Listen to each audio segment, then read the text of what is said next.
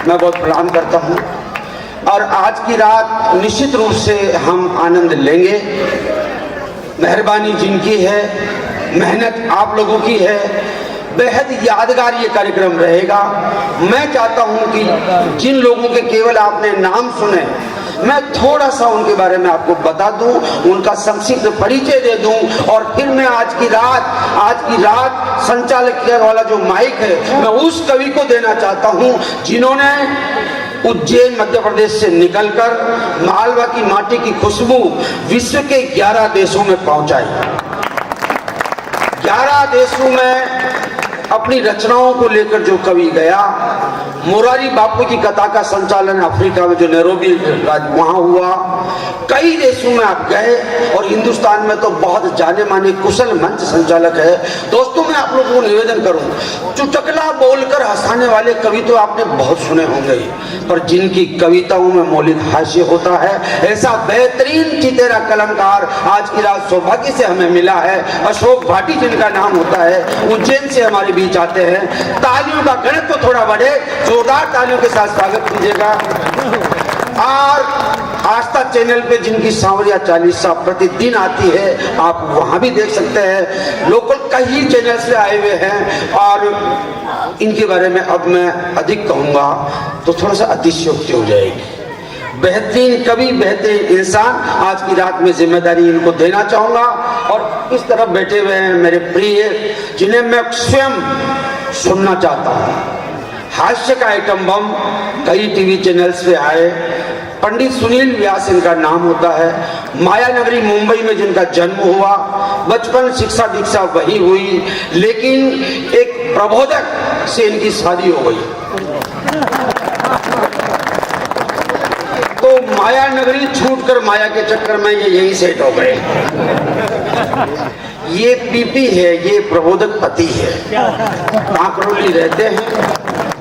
कई TV channels पे जो आए हैं, लाफ्टर का एक तरह से किंग है। कितना हंसाएंगे, मैं तो आपसे इतना कहता हूं, आप अपनी तालियां रोक कर बताना जब सुनील व्यास माइक पे आए। इस तरह एक युवा जिसको मैंने जीवन में एक बार सुना, और एक बार सुना तो मैंने सोचा मेरे संयोजन में अब जो भी कार्यक्रम आएगा उसमें मैं पहला फोन इसको करूंगा। नरेंद्र सिंह रावल जिसका नाम होता है, नवोदित कवि है, और इसका एक गीत हल्दी घाटी पे, आपने पूरा इतिहास जानते हैं आप तो नरेंद्र जी, पर हल्दी घाटी पर जिस तरह का मार्मिक चित्रण, महाराणा प्रताप और चेतक का संवाद जो इसने लिखा, कितना सदा हुआ इसका स्वर है, मैं इसको कोटली में आप लोगों के बीच लाने से खुद को रोक नहीं पाया। एक बार जोरदार तालियां भाई नरेंद्र रावल के लिए बजाइएगा। इनके बाजू में सोहन जी चौधरी है, और इन्हें आप सुनेंगे। जाट हर कलाओं में दक्ष होते हैं, पर जाटा ने गीत मांडता मुझे ज्यादा देखे को ना कटेगा।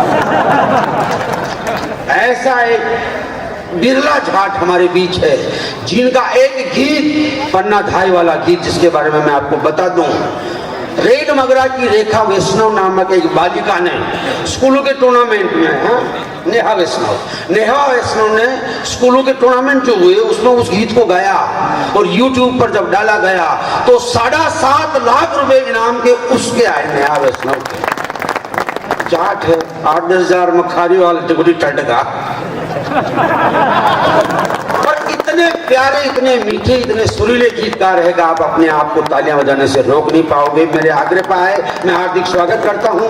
और इसी क्रम में आगे एक कवि, आज मैं होटल में जब गया, उधर मुंह था, ना रहे थे, तो मुझे लगा कि आयुषी बड़ी जल्दी आ गई, पर ये आयुषी नहीं, तो आयुषा निकला, जिसे हम हमारी भाषा में अनुषा कहते हैं। राम भदावर यात्रा बहुत ज्यादा लंबी नहीं है, पर बहुत कम समय में उत्तर प्रदेश के इटावा से निकलकर पूरे देश के मंचों पर वीर रस के नाम पे एक अद्भुत, एक अलग तेवर का कवि, जो जिस तरह में उम्र में छोटा दिखाई देता है, रानी पद्मावती में जो उसने लिखी, मैं उस कविता का कायल हूं। ऐसा अद्भुत कवि हमारे बीच है, जोरदार तालियों के साथ स्वागत कीजिएगा। इनके आगे डॉक्टर आयुषी, कद काठी से डॉक्टर क्या कंपाउंडर भी नहीं लगती। पर आपको ताजुब होगा, जो लोग आईएएस की कोचिंग करते हैं, उनकी क्लास लेती थी, ब्रिलियंट है, इतनी विद्वान, इतनी विदुषी और इतनी बेहतरीन इसका स्वर और मौलिक लेखन। काव्य मंचों पे आजकल दो प्रकार के कवि चलते हैं, एक तो कवि वो जो कवि होते हैं, जबरदस्त होते हैं, और कुछ वो जो कवि होते हैं जबरदस्ती, जिनकी मौलिकता का मैं कायल हूं। आईएएस को पढ़ाती है, इसके अलावा अंग्रेजी इतनी अच्छी कि मैं जब जब भी इसके साथ यात्राओं में रहता हूं तो मैं कुंठित हो जाता हूं, इसको इतनी अंग्रेजी क्यों आती है। पर आज जब हम खाना खा रहे थे तो मैंने चुप कर दिया इसको, मैंने कहा आयुषी बहुत ब्रिलियंट है, लापसी को अंग्रेजी में क्या कहते हैं बता। और लापसी की अंग्रेजी आती हो वो तो ही खाजिए, निरुत्तर रही है, नहीं दे सकी। पर बेहतरीन गीत और गजलों की रचना जिन्होंने की है, इतना सदा हुआ कंठ है। एक बार जोरदार तालियां डॉक्टर आयुषी के लिए बजा दीजिएगा।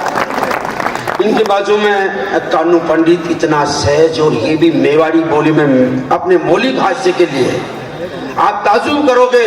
हो सकता है राजकुमार बादल आपका दोस्त, हो सकता हूं मैं आपके बीच थोड़ा सा ठीक ठाक सा कवि, पर कानू के जलवे मुंबई के सनमोटानंद हॉल में, मेवाड़ कला में, कई जगह जहां जहां मेवाड़ के लोग रहते हैं वहां आजकल पिछले 3-4 सालों से लोगों की बड़ी चॉइस हो चुका है कानू पंडित। जोरदार तालियों के साथ स्वागत कीजिएगा कानू पंडित का। मुकेश चेचानी, इसका निकनेम है चौथी को काले हो। ये आपका अपना होने के साथ ये हमारा अपना है, ये आपके परिवार का सदस्य होने के साथ साथ हमारे कवि कुल का भी सदस्य है। बहुत बेहतरीन, बहुत सहज हास्य कहता है। एक बार जोरदार तालियां आप भाई के लिए बजा दीजिएगा। और आइए, 2-2.5 साल कोरोना का तांडव झेलने के बाद चार भुजनाथ की मेहरबानी है कि आज इतने सारे चेहरे एक साथ बैठकर हंस रहे, मुस्कुरा रहे हैं, ये उसी की मेहरबानी है। एक बार जोरदार तालियां बाबा का आशीर्वाद देने के लिए आप ले लीजिएगा। और आइए, आज की रात इस शब्द के महायज्ञ को मैं आरंभ करना चाहता हूं। और आपकी चुटपुट तालियां तो मैंने देख ली, दोनों हाथ खड़े करके जोरदार तालियों के साथ अभिनंदन कीजिएगा अशोक भाटी पूज्य